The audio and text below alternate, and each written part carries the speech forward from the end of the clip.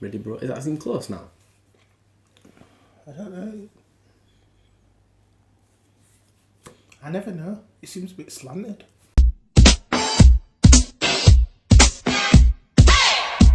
Hello and welcome to Two Bros, One Couch. I'm Dozza. I'm Marco. This is the show we talk to you about the weekend's games and goings on. Let's start with Liverpool. Yeah, let's start Anfield. The Spurs. Got that win. Got that win in 2017. Finally. Finally. Got that beat. Valentine's Day. Got that beat. Was that even a shock? It was a shock how Tottenham played, but it weren't a shock that Liverpool won. It weren't a shock that they beat someone above them or someone who's a big team.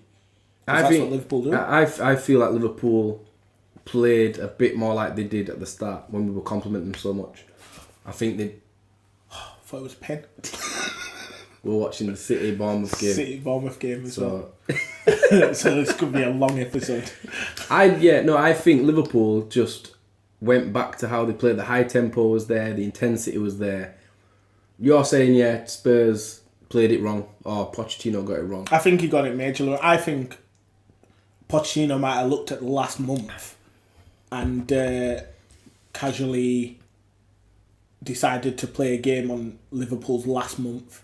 Yeah. Because I feel as though Liverpool, you cannot leave them gaps in behind.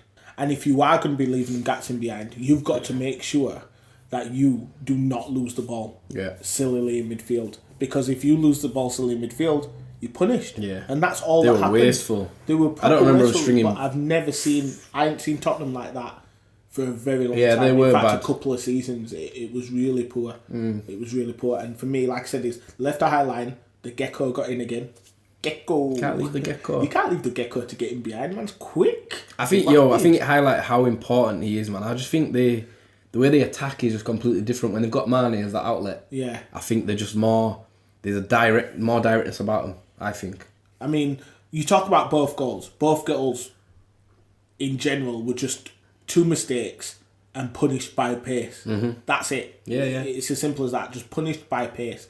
And like I said, I think Liverpool played well the whole game. I'm not taking that away from them. I thought they did very well.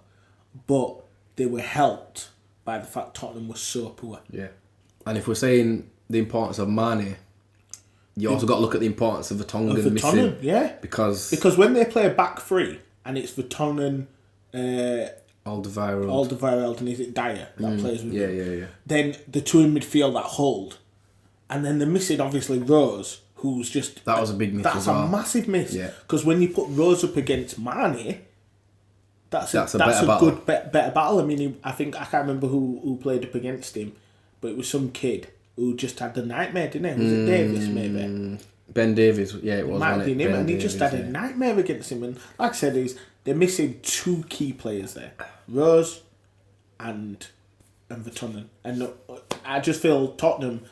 Like I said, and I always say this, if you haven't got a strength in depth squad, then you're going to struggle. We said this earlier. We said the only thing that's going to stop Spurs is injuries. Yeah. And the Vertonghen thing happened. I'm sure it was a couple of weeks after. And then obviously Alderweireld got injured as well. And then then Rose got injured. That's massive. Let's talk about Lee Dixon's comments on the tackle from Son. Is it racist?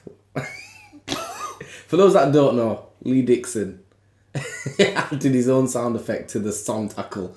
Now, I think personally he would have just said that if it was anybody. I don't think you could call that racist. I don't know. Sam, I think he'd have just done it. It was a karate kick, innit? I think whoever, if that's Kyle Walker. I think Lee Dixon said that in sort of a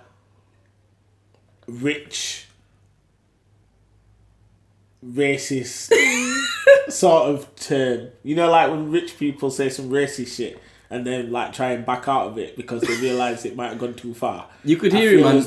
Mid why are you like, shouldn't have done that. It's a karate kick, and he tried to pull it back, but it was too late. I just think that everyone's looking at it And we're more racist for thinking that because the guy was Chinese. Yes, this is what I'm thinking. This but is at the exactly same time, I think he said something like you'd say in a pub. You know, like the and people you can't say that when you're pub. commentating on a game. No, you can't.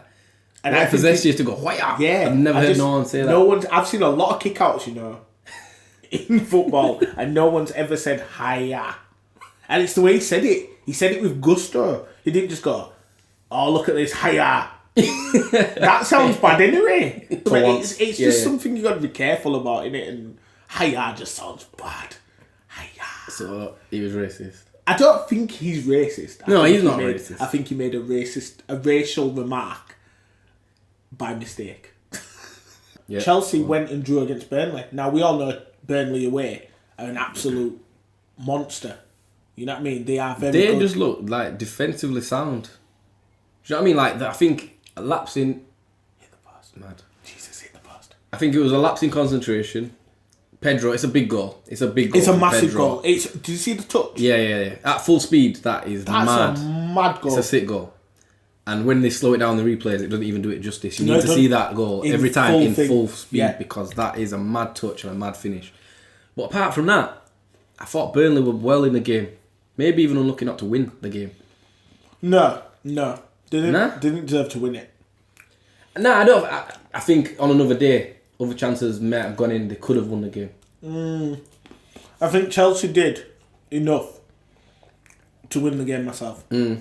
I know they didn't have shots on target, but they had opportunities where Chelsea, on another day, would have just buried them. But, having said that, Burnley at home are a different animal. They're not the same team. Yeah, they're not just taking licks. Like I said, it does take Chelsea to lose or draw a couple of games, and then City are backing it, which means everyone's backing it. Yeah. Because the bottom line is it's not that tight. Sorry, it's not that. What's the other? It's very tight. It is very tight. It's not that tight. It's very super tight. tight. Super duper. It's virginal tight. Listen, We've got to get innuendo in there. I'm listening. Your endo. 1-0 City. So they're going second place today. Let's be real. Yeah. Yeah, they are. So they're 8 points off Chelsea. Like I said, it's still all to play for with 14 games left, bro. Barlow could be right. It's upsetting, but he could be right. So let's move on. Let's talk about Arsenal. Well, Arsenal v Hull. Let's talk about the fact that 2 handballs went in favour of Arsenal for a victory. The first one, what do we pay linesman for? He's got to see that. He's got to see it. Yeah. I understand the ref not seeing it, I really do. But the linesman's got to see it. You've got to say that no matter what, it has helped you score a goal. You've got to give that. The argument is, I think they had Howard Webb on, didn't they? And I think he was kind of like, handball is a deliberate movement of the arm towards the ball. So people saying it's not deliberate. He's took the shot. It's come back. He's hit his arm, gone in. You've got to give handball. You've got to give handball. If the ball's gone in the net, off your hand like that, blatant. Like you say, linesmen should be seeing that and just going, you know what, we can't. I don't think it's deliberate. It's not deliberate. It's not deliberate. I come back to last week when flipping Alonso Hayard fucking Bellerin, that was not deliberate. But you've got to give the foul because it's caused a goal to go in. Swings and roundabouts, fam. We need those men behind the nets.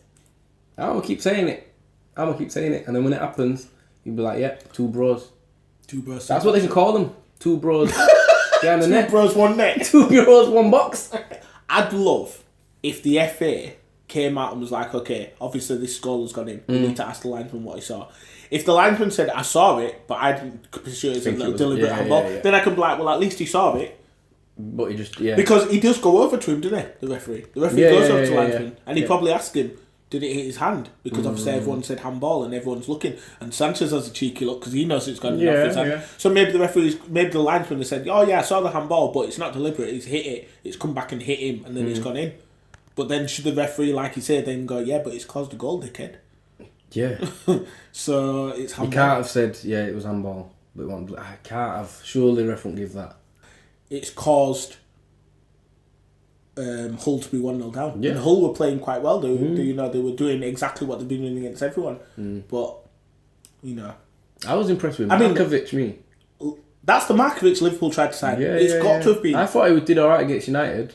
He did really well against United, but at the same time, I look at it and I think about Lars Markovic, and I think he's doing a job for Hull at the moment where he doesn't have to be on the ball and make things happen. He does have to make things happen, but he's got to put in a work ethic first to try and make these things happen. At Liverpool, you always have the ball. Generally, you do, And if you can't make things happen, they're going to take you off. They're going to be like, right, he's not making enough things happen. And I think that's the problem with some of these players. Some of them do leave teams, and you think, well, why couldn't he do it there? Yeah. Well, that's because they had a different I think when it's code expected, of play. It's expected of you to...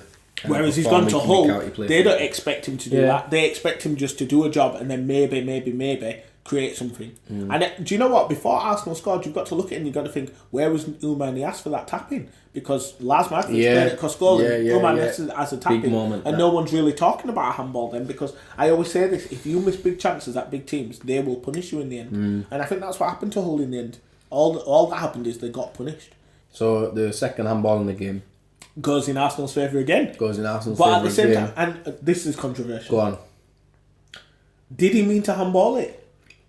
This is what I'm thinking. I think he means to go that direction because he's thinking the ball's going back that way. But he don't stick his arm out. I think you're trying to, when you're going that way, I think you're trying to do everything in your power to make your body go back that this way. And his arms just stayed there. And it's hit his arm. I think it was harsh sending him off. It was sending off again as well, wasn't it? You've got to give a penalty because it's hit his hand, yeah. Whether it's accident or not. And it was going into the net, yeah.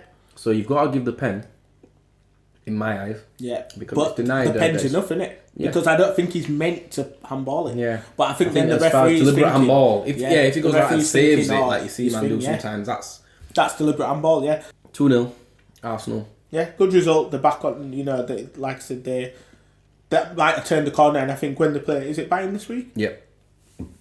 I personally think... Still think they'll do it. I personally think Bayern will lose to Arsenal this time. I still think Arsenal do it. Over 2 legs, I think Arsenal do it. I think a 1-0 loss at Bayern, and then I think he'll win 3-1 at home. I think he'll just shock everyone and just go out the box and he'll win 3-1 at home. That's a 3-2 victory over Bayern, fam. I think they'll do it. You've heard it here first. I think there's 2 teams you've got to worry about in Champions League, and that's both Real Madrid and Barcelona. I think that's it. And Leicester. Kill yourself. Leicester. What about them? I ain't seen them in a while. People starting to mock Jamie Vardy now. Fuck off, Jamie Vardy. What is it? You have had your party. You're going down, down, down. I think Vardy's gone to his head a bit. I think he's changed the way he thinks he's a player. He wasn't a good player last year. No, he wasn't. He was just horrible. Yep. Running behind constantly. Yep. So it was like one of those where you're like, are you running again? The defenders were saying that. Do you know what I mean? And now he's trying to come short. He's trying to play. You're not a player, B. Go and run on beyond. That's Arsenal's fault. And Arsenal made him believe that he was Arsenal he was an Arsenal quality player. And it went to his head. Arsene Wenger's a fucking genius. Man United? Yeah, it's standard, isn't it, really? When's the last time we lost? 16, 17 games? 17 games, is it now? I'm tired of Ibrahimovic playing in centre midfield. Frustrating. Because unless you're basically saying to the wingers, you two are playing up front and I'm creating things, then you should be in there. You should be giving the space to everyone else. He's making everyone play through him at the moment. Yeah. And although I like Ibrahimovic and I have nothing bad to say about him in that respect, he needs to do the job he was doing a few weeks back when he was just scoring goals for fun, because that's when everyone's saying, so it can't just Ibrahimovic scoring. Everyone else got to score. But at the same time, if he's scoring and we're winning games, who cares? Yeah. I don't care if he scores 40 goals. Or even if he's scoring and everyone else is scoring. Yeah. Do you know what I mean? Why is it got to be one or the other? Yeah, just get where you need to be. Get the box. Get where you need to be. Martial flashed the ball across the box the other day and no one was there. No one was there. That's one point. The second point, why is everyone, including United fans and Mourinho, dissing Martial so much? I think his stats in the last few games are like maybe 3-4 goals and 5 assists. Come on. Yeah. Can you tell me what Rashford's assists were in the last 5 games? No. Zero. I've seen it. Zero. What's his goals in the last 5 games? Zero, bro. Martial can back you into a box. Yeah. When a man can back you into the box, you're in trouble. Did you know it's like on the sideline, every time he gets the ball, you see someone on the sideline just going, go go every time. Because he can. And most annoying thing about United at the moment is the disrespect that Martial's getting. Yeah, the fact that Ibrahimovic is outside the box and not inside the box, and the fact that we have 18 shots a game and only score 1 or 2 goals. I don't understand it. So what we say, Ibra, next season, stay, go. Well, he's come out and said I've not signed a new contract or anything. So I think it's different every week though. There's always like, Ibra will be with us next season. Then it's not. I personally think he needs a marquee striker signing. Forget about Anton Griezmann being the marquee signing, because he keeps saying we've got 6 players for this position, but he's then the 7th player. Yeah. You know what I mean? So I don't understand why he'd be the marquee signing. For me, right? I'd love if he just went out and bought Lewandowski.